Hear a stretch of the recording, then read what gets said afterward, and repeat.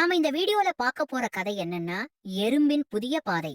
ஒரு காலத்துல எவர்கிரீன் காடாக உயர்ந்த மரமும் அந்த மரங்களின் காற்றுல நல்ல வாழ்ந்த விலங்குகளும் இருந்தது. திடீர் வறட்சியால காடு மொத்தமும் உணவுக்காக சேமிக்க ஒரே பழக்கமான வாழ்க்கைய வாழ்ந்துட்டு இருந்தாங்க. நமது வழிகளை மாற்ற வேண்டியதில்லை, பழக்கம் நம்மை பாதுகாக்கும் அப்படின்னு மூத்த எறும்புகள் எப்போதும் சொல்லிக்கிட்டு இருக்கும். ஆனால் அந்த ஆண்டு ஒரு பேரழிவு ஏற்பட்டுச்சு.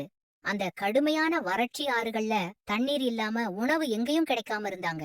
எறும்புகள் எப்போதும் உணவு தேடுற பாதையில இப்போ எதுவும் கிடைக்காம ரொம்ப கஷ்டப்பட்டாங்க. மற்ற எறும்புகள் எல்லாம் பயந்துட்டு இருந்தாங்க. ஆனால் ஆர்லோ சொன்னான், ஒரு வழி மூடுனால் மற்றொரு வழியை கண்டுபிடிக்கணும். ஆர்லோ புதிய பாதையை தேடி போக ஆரம்பிச்சான். மற்ற எறும்புகள் அவனை கேலியா பார்த்தாங்க. நாம எப்போதும் ஒரே வழியில தான் போயிட்டு இருக்கோம். வேற பாதையில உணவு இருக்காது. அது ரொம்ப ஆபத்து. நீ வீணா நேரத்தை போக்காத. ஆனால் ஆர்லோ பயப்படல. அவனுக்கு தெரிஞ்சது, வாழ்வதற்கும் வெற்றி பெறுவதற்கும் மாற்றம் அவசியம். அவனோட சேர்ந்து சில இளம் எறும்புகளும் புதிய பாதையில் போக ஆரம்பிச்சாங்க.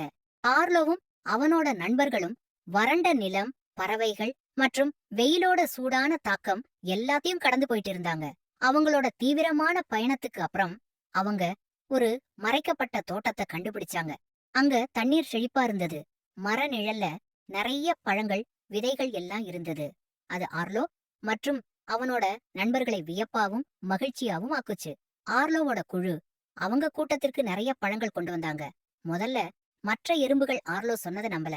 நம்மோட பழைய வழிகளை விட்டுட்டு வேற பாதைக்கு போக முடியாது அப்படின்னு சொன்னாங்க. ஆனால் ஆர்லோ கொண்டு வந்த உணவை பார்த்ததும் அவங்களோட பழைய பாதை நம்பிக்கை கொடுக்கல. ஆர்லோ வழிகாட்ட எல்லா எறும்புகளும் புதிய இடத்துக்கு மாறிட்டாங்க. அவங்க முதல் முறையா அவங்களோட வழிமுறைய மாத்திக்கிட்டாங்க. புது புது இடத்துல உணவை தேட ஆரம்பிச்சாங்க. அது மட்டும் இல்லாம எதுக்கும் பயப்படாம சவால்களை ஏற்று வாழத் தொடங்குனாங்க. அவர்கள் புதிய துளைகளை கட்டுனாங்க. அதுல உணவை சேமிக்க ஆரம்பிச்சாங்க. புது புது இடத்துல எப்படி ஆராய்ஞ்சு உணவை சேமிக்கணும்னு கத்துக்கிட்டாங்க. அதனால ஆர்லோவகேலியா பார்த்தவங்க கூட இப்போ அவனோட முடிவை ஏத்துக்கிட்டு அவனோட திறமைக்கும் ரொம்ப மதிப்பளிச்சாங்க. அவனோட கதை அவங்களோட தலைமுறைக்கும் பாடமா சொல்லப்பட்டுச்சு.